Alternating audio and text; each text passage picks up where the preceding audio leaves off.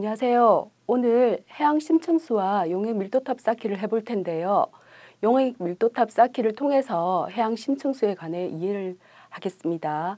해양 심층수는 바닷속 깊은 수면을 얘기하고, 이 심층수는 수온이 낮고 밀도, 염분이 높아서 쉽게 이해하기 힘들 텐데요. 우리가 오늘 이 실험을 통해서 해양 심층수가 표층수랑 수온 약층에 비해서 염분 밀도가 높다는 걸 이해할 수 있고, 수온도 낮다는 걸 이해할 수 있을 것입니다. 그래서 오늘 실험을 통해서 해양 표층수와 심층수의 수온 및 염분 밀도의 이해를 돕고자 합니다. 먼저 해수의 구분에 대해서 알아보도록 하고요. 해수의 수온과 염분 밀도에 대해서도 알아보도록 하겠습니다. 마지막으로 위의 내용의 이해를 돕고자 저와 같이 실험을 해볼 텐데요. 실험할 내용은 집에서 구하기 쉬운 재료로 제가 다시 한 번 더 설명을 해드리겠습니다. 그래서 두 가지 실험을 진행할 텐데요. 수온에 따른 밀도탑을 쌓고, 그 다음 소금 농도차에 따른 밀도탑을 쌓아보도록 하겠습니다. 해수는 바닷물을 얘기하는데요. 해수는 태양 복사 에너지의 효율적인 흡수 및 저장을 하고 있고요. 표층수온이 적도 부분은 높고, 고위도 즉 북극과 남극 지역에서는 해수의 수온이 낮습니다. 왜냐하면 적도 부분은 태양의 복사 에너지 양이 높기 때문에 높을 수밖에 없고요. 고위도인 북극과 남극은 태양의 복사 에너지 양이 낮아서 수온이 낮을 수밖에 없습니다. 해수는 지구상의 물의 약 97%를 차지하고 있는 되게 어마어마한 양이죠. 그래서 해수를 개발하고자 노력 중입니다. 깊이에 따른 수온 분포를 기준으로 표층수, 즉 혼합층을 얘기하죠. 혼합층에 있는 물을 표층수라고 하고요. 그 다음에 수온 약층, 그 다음에 심해층이라고 하는데, 심해층은 심층수라고도 합니다. 이 그림에서 보듯이 태양의 복사 에너지 양이 혼합층에 많이 전달돼서 수온이 높아질 수밖에 없고요. 심해층은 복사 에너지 양이 거의 도달하지 않아서 낮습니다. 그 다음 옆에 그림을 보면 혼합층에는 온도가 일직선으로 거의 변화가 없어요. 왜냐하면 복사 에너지 양을 쉽게 받아들이지만 그 다음에 바람이랑 이런 것 때문에 대류 현상이 잘 일어나서 여기는 수온이 대부분 일정하고요. 수온 약층에서는 급격하게 온도 변화가 일어납니다. 그 다음에 심해층은 대부분 200m 이상의 깊이를 가지고 있는 물로서 약 온도는 4도씨 정도 유지하고 있습니다. 이 4도씨라는 거는 순수한 물, 우리 증류수를 얘기하죠. 증류수의 밀도가 순수한 물인데 4도씨에서 가장 1g당 세제곱센티미터를 나타냅니다. 그래서 여기도 밀도가, 여기 이 바닷물을 보면 4도씨에서 밀도가 높고 염분도 높습니다. 혼합층은 해수를 수온 분포에 따라 크게 세 가지로 나눌 수 있는데, 혼합층은 해수의 전체 양의 2%를 차지하고 있고요. 수온 약층은 해수의 18%를 차지하고 있으며, 심해층은 해수의 약 80%를 차지하고 있는데, 심해층이 이 해수의 대부분을 차지한다고 생각하시면 됩니다. 그리고 우리는 오늘 이 실험을 통해서 심해층에 대한 이해를 할 수 있을 것입니다. 해수의 수온을 보면 여기 그래프에 나타나듯이 보면 저위도, 고위도 이렇게 나타났는데, 저위도를 얘기하는 거는 적도 부분을 얘기하고요. 중위도는 우리나라 같은 38도 이렇게 나타나는 게 중위도고요. 그 다음에 고위도는 북극과 남극을 얘기합니다. 그래서 여기서 보면 북극과 남극에서는 온도 변화가 크게 일어나지 않습니다. 하지만 적도 부분에는 온도가 거의, 적도 부분과 중위도 부분에서는 온도 변화가 일어나고요.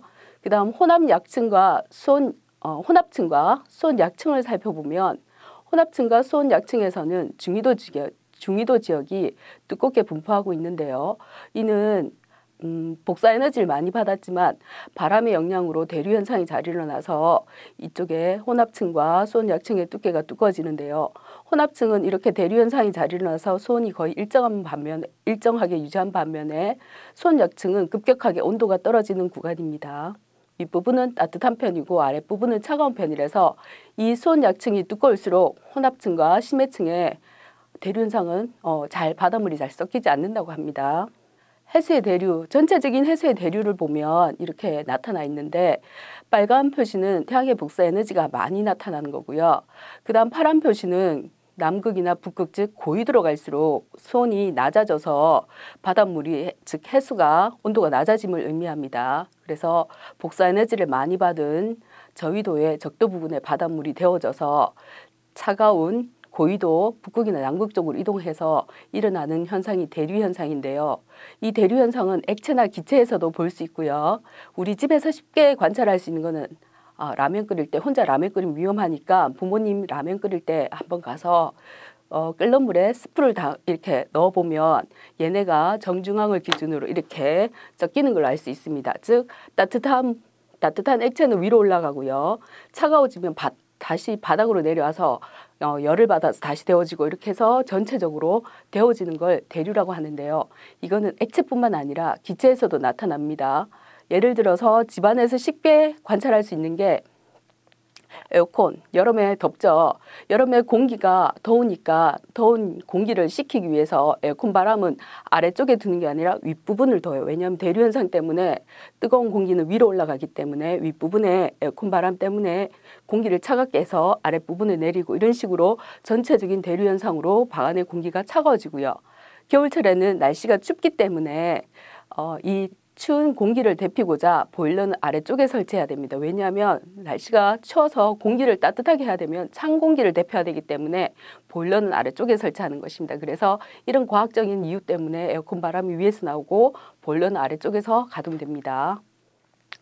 해수의 염분과 밀도의 상관관계를 조사해 보면 해수의 염분은 대부분 육지 쪽으로 가까울수록 염분의 농도가 염분이 낮아요. 왜냐하면 육지에서 유입되는 강물로 인해서 염분의 농도가 희석되기 때문이고요.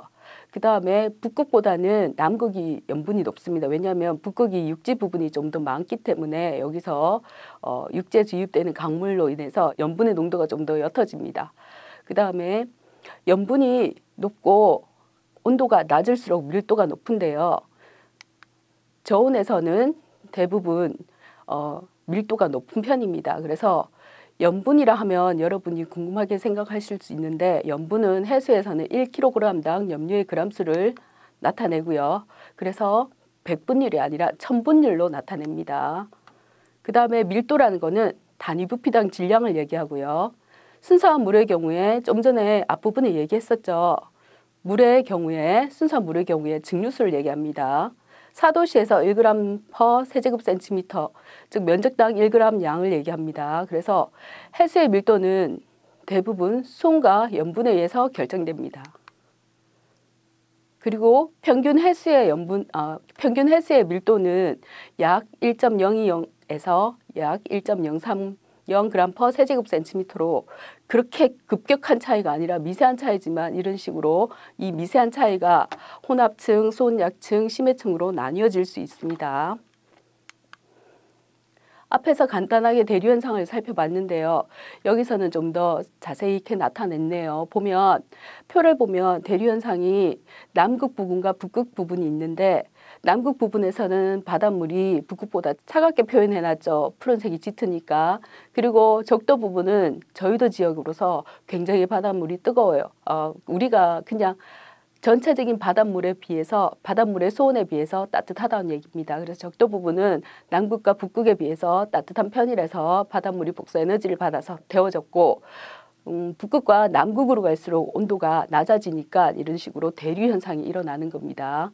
그 다음에 옆에 표를 보면 밀도를 나타냈는데요. 깊이당 밀도를 나타냈는데 여기서 보면 남극의 저층수가 밀도가 되게 높고요. 그 다음에 북극, 그 다음 남극의 중층수 이렇게 순으로 밀도가 표시되어 있습니다. 이건 아마 강수량이랑 복사에너지랑 수온에 따른 대류 현상 때문에 일어나는 일일 것 같습니다. 그 다음에 여기서 보면 온도를 나타내는 그래프와 밀도를 나타내는 그래프가 있는데요. 온도를 나타내는 그래프를 살펴보면 앞에서 계속했던 내용이 계속 반복되는데 저위도 지역으로 갈수록 온도는 높아지고 고위도 지역으로 갈수록 온도는 낮아진다는 것, 즉 수온이 낮아진다는 거랑 그 다음에 밀도는 저위도로 갈수록 밀도는 낮고 고위도로 갈수록 밀도가 높아짐을 알 수 있습니다. 아래쪽 그래프도 그런 의미에서 두 가지 비슷한 유형의 그래프니까 그래프를 자세히 보고 이해하시면 될 것 같습니다. 그다음에 여기서 보면 태양이 나와 있는데요. 태양이 나와 있다는 건 태양의 복사 에너지를 표시했다는 얘기겠죠. 그래서 태양의 복사 에너지가 표층수 부분에 많이 전달되어서 표층수가 수온이 높은 편이고요. 그 다음에 해양 심층수 부분에는 복사 에너지가 거의 도달하지 않기 때문에 온도가 낮아집니다. 그래서 옆에서 수온을 나타낸 걸 보면 해양 심층수 부분에는 온도 변화가 거의 없어요. 그렇지만 표층수는 혼합층에 있는 물로서 얘는 복사 에너지 양에 따라 수온이 높아지기도 하고 낮아지기도 합니다. 그래서 수온 차이가 최고 수온과 최저 수온일 때 차이가 많이 납니다. 그 외에는 이제 균수를 나타냈는데요.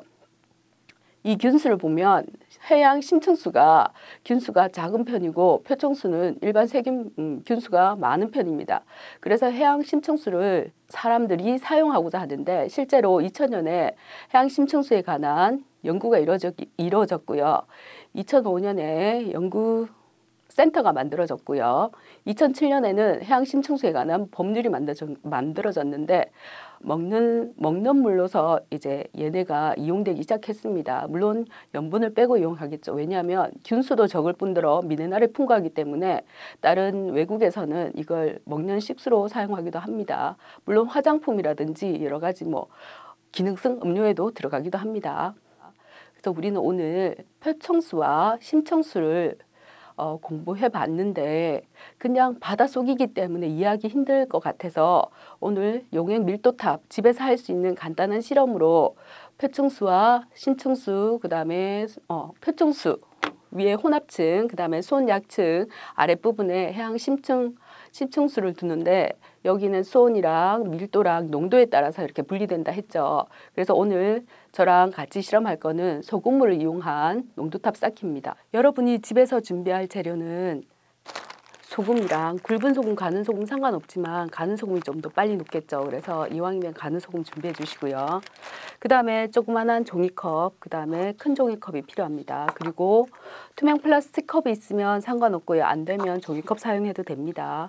그리고 선생님은 계량기가 있는데 계량컵이 있지만 여러분 없으면 그냥 종이컵에 사인펜으로 표시한 다음에 물량을 맞춰도 돼요. 그래서 이거는 물량을 맞추기 위한 컵입니다.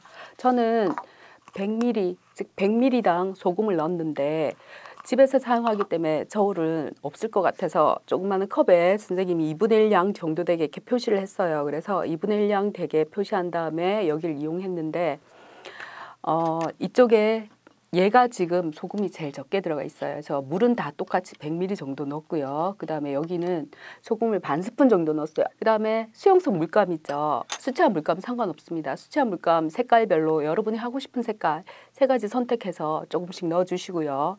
여기는 소금 반 스푼, 그 다음에 얘는 소금 조그만 종이컵에 2분의 1, 여기는 소금 2분의 1을 2번 부었어요. 그냥 가득 채우면 계량이 제대로 안 될 것 같아서 똑같은 높이로 2번을 부었습니다. 그리고 여기서 실험할 때 중요한 거는 여러분이 잘 알아둘 게 뭐냐면 스포이드를 할 건데 집에서 스포이드가 없으면 집에 이런 와인잔 같은 거 긴 게 있으면 이게 좋을 거예요. 그래서 스포이드가 없는 경우엔 벽면을 따라서 이렇게 부어주면 됩니다. 심해층이 제일 아래층에 있죠. 그래서 농도가 가장 높은 소금 2분의 1 2번 넣은 얘를 먼저 넣는데 아래층에 넣는 건 상관없어요. 그래서 여기에 보면 2ml라고 나와 있어요. 그래서 선생님이 2ml를 넣기로 하겠습니다.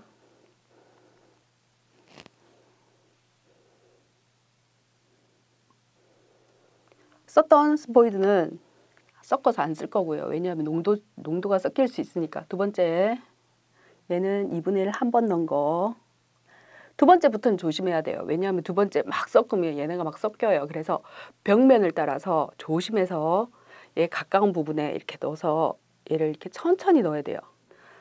스푼 2분의 1.